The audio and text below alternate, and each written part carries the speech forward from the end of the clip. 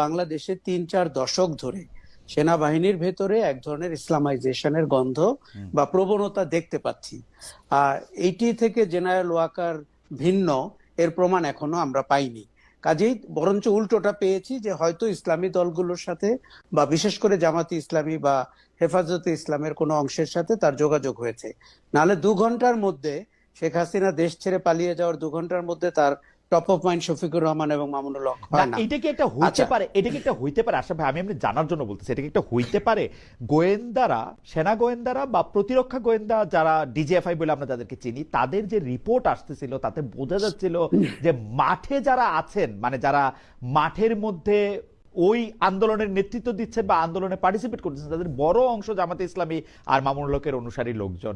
সেই জন্য উনাদেরকে, মাঠের লোকজনকে ঠান্ডা করার জন্য ওনার তাদের নাম বলা উচিত, দরকার ছিল।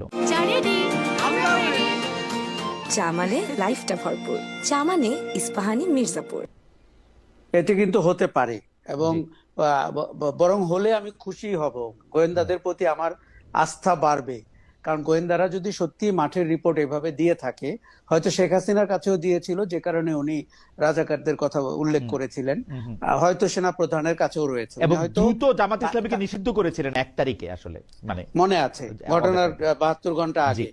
কাজেই জনগণকে নিবৃত্ত করা যেহেতু ওয়াকারুজ্জামানের প্রধান কাজ ছিল, উনি হয়তো ওই নেতৃত্বের নাম বলেছেন, যেটি শুনলে তার মাঠের কর্মীরা নিবৃত্ত হতে পারেন।